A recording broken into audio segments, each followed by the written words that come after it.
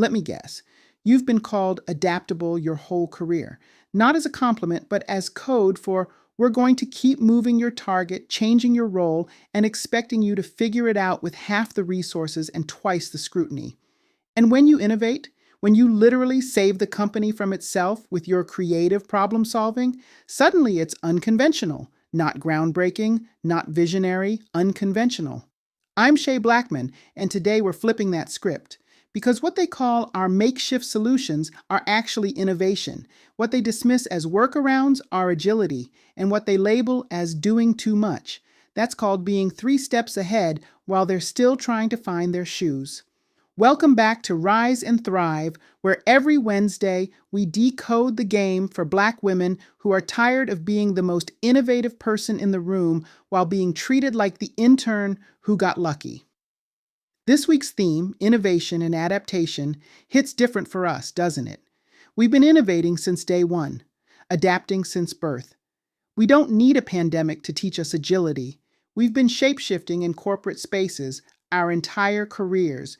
Code switching is adaptation. Finding ways to excel despite systemic barriers is innovation. But here's what changed. The whole corporate world got a taste of what we've been dealing with forever: uncertainty, constant pivoting, having to perform without a playbook. And suddenly, everyone wants to talk about resilience and flexibility. The same qualities they overlooked in us are now boardroom buzzwords. Over the next several minutes, we're unpacking 5 game-changing insights about innovation and adaptation. But not the TED Talk version, the real version, the one where we talk about why your innovations get repackaged as someone else's idea, why good employees really leave, and how AI might actually level the playing field if we play it right.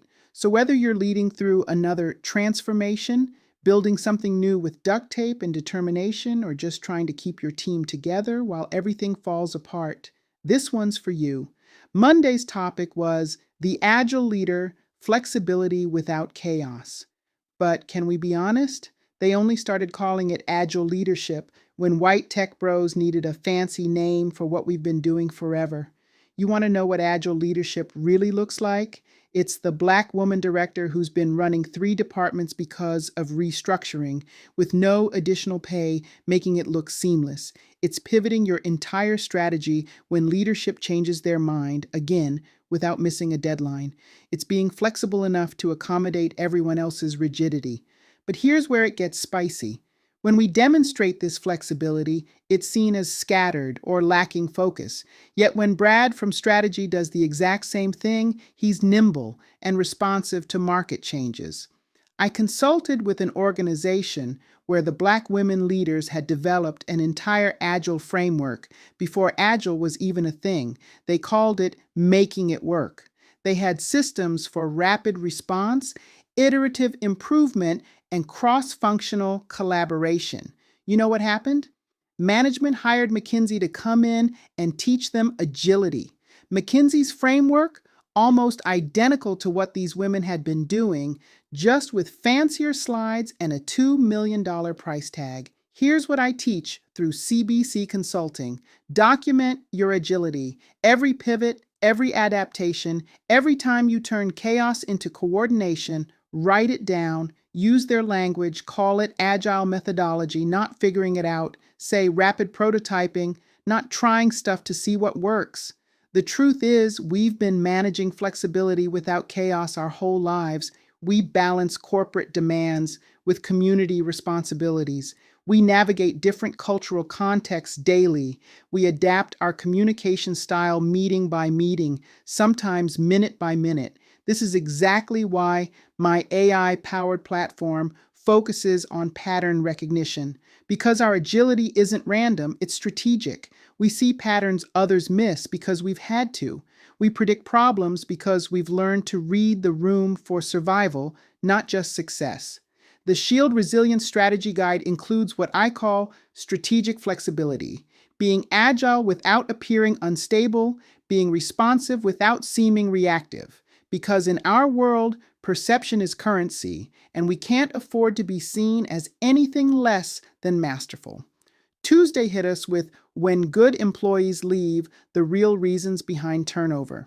And baby, I could write a dissertation on this. Actually, I am. It's part of my doctoral research at National University. Let's cut through the exit interview BS. Good employees don't leave for better opportunities or work life balance. They leave because they're tired, tired of being overlooked, undervalued, and underpaid. And for Black women, add tired of being the only one, tired of educating, tired of excellence being the minimum expectation. You know what my predictive analytics platform is showing? We can predict when a Black woman is about to leave 3 to 6 months before she does. The patterns are that consistent. It starts with increased productivity. Yes, you heard that right. Before we leave, we often work harder, trying to convince ourselves it'll get better. Then comes selective engagement. We stop volunteering for extras. We skip the optional meetings. We protect our energy. But here's what kills me. Organizations act shocked when we leave, like they didn't see it coming. Meanwhile, we've been screaming in frequencies they refuse to hear. There was a tech company that lost 5 Black women leaders in 6 months. 5. Their response? They hired a chief diversity officer, another Black woman, to fix a retention problem, without addressing the culture that created it, without examining why those 5 women, who never talked to each other, all cited the same issues. Here's the data nobody wants to discuss. Black women are leaving corporate America at unprecedented rates. Not because we can't hack it, because we're choosing not to. We're starting businesses at a higher rate than any other demographic. We're not leaving because we failed. We're leaving because corporate failed us. Through my fractional HR services, I help organizations see these patterns before it's too late. But it requires more than surveys and stay interviews. It requires examining who gets promoted, who gets developed, whose ideas get funded. It requires looking at psychological safety not as a nice to have, but as a business imperative. The real reason good employees leave, they realize they're great employees in good organizations, and great deserves better than good. My Rise and Thrive Academy is built on this principle. We're not preparing you to tolerate mediocre environments. We're preparing you to transform them or transcend them. Wednesday's article was fascinating. The Future of Performance Reviews, AI Meets Human Insight. And as someone developing AI-enhanced culture tools, let me tell you why this matters specifically for us. Traditional performance reviews are where bias lives, breathes, and thrives. She's aggressive, not a culture fit, needs to be more approachable. The subjective language that's kept us from promotions, raises, and recognition. But AI doesn't care about your hairstyle or your tone or whether you laugh at Jim's jokes. Here's what's revolutionary. AI can analyze actual performance data, project completions, innovation metrics, collaboration patterns without the filter of human bias. It can identify that you've been carrying your team for 2 years while Brad's been coasting on your work. But, and this is crucial, AI is only as unbiased as its programming. If it's trained on historical data where Black women were undervalued, it'll perpetuate those patterns. This is why I'm obsessed with getting our voices into tech development. We can't just be users, we need to be builders. I've been working with companies to implement what I call equitable AI assessment. It's not just about removing bias, it's about actively correcting for historical inequities. For example, if the AI notices someone consistently receives lower subjective ratings despite high objective performance, that's a flag for bias, not poor performance. There was a financial firm that started using AI-assisted reviews. Guess what happened? Black women's performance ratings increased by 23% on average, not because their performance changed, because the measurement changed. Suddenly, our actual contributions were visible. But here's my warning. Don't let them use AI as an excuse to remove human insight altogether. Our emotional intelligence, our ability to read between the lines, our understanding of context, that's irreplaceable. What we need is AI that amplifies our insights, not replaces them. In my book, I talk about technological advocacy, using tech tools to validate what we've been saying all along. Because sometimes, sadly, they'll believe an algorithm before they'll believe us. So let's use that. Let's make the algorithms work for us. Thursday brought us Building Innovation Labs, safe spaces for calculated risk. Funny how they need special rooms to do what we do every day, take calculated risks with our careers just by showing up authentically. But let's talk about innovation labs and why they usually fail for us. These spaces are supposedly for experimenting, failing fast, learning quick, but when has failure ever been safe for us? When have we had the luxury of fast failure without it becoming proof we don't belong? Innovation labs are like corporate sandboxes, great concept, but the kids who've been told not to get dirty aren't going to suddenly start building sandcastles. And that's us. We've been conditioned to be twice as perfect, so asking us to intentionally fail, that's psychological whiplash. Here's what I've observed. The most innovative Black women I know don't innovate in the official innovation labs. They innovate in the margins, in the shadows, in the spaces where nobody's watching, because that's where it's actually safe for us to experiment. There was a company that couldn't figure out why their innovation lab had no diversity. They'd invited everyone. What they didn't understand is that invitation without protection isn't inclusion. You can't ask people to take risks in spaces where they're already at risk just by existing. So here's how we flip it. We create our own innovation labs, not physical spaces, psychological ones, networks where we can test ideas with people who get it, WhatsApp groups where we workshop proposals before presenting them, sister circles that function as informal accelerators.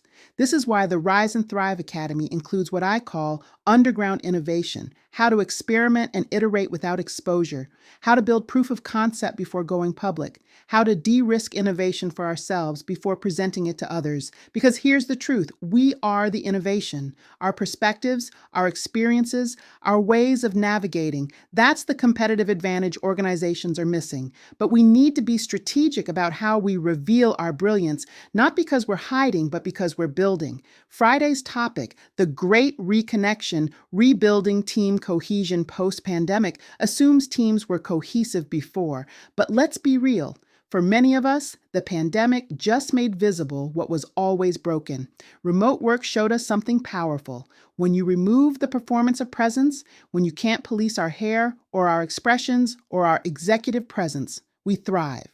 Productivity went up, engagement increased, and suddenly everyone wants us back in the office. Coincidence? I think not. Team cohesion was never about pizza parties and trust falls.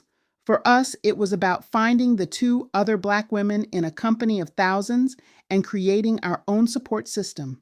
It was about building authentic connections despite the pressure to assimilate. The great reconnection they're talking about, we never disconnected. We just got better at protecting our energy. We learned that Zoom fatigue was nothing compared to code switching fatigue. We discovered that working from home meant working from safety. Now they want to rebuild team cohesion. Start with psychological safety, start with pay equity, start with representation in leadership. You can't build cohesion on a foundation of inequity. You can't create connection while maintaining exclusion. There was an organization that brought everyone back to rebuild culture. Within 3 months, they lost 40% of their Black women employees. Why? Because the culture they were rebuilding was the same one that made us feel isolated in a room full of people. Here's what real reconnection looks like.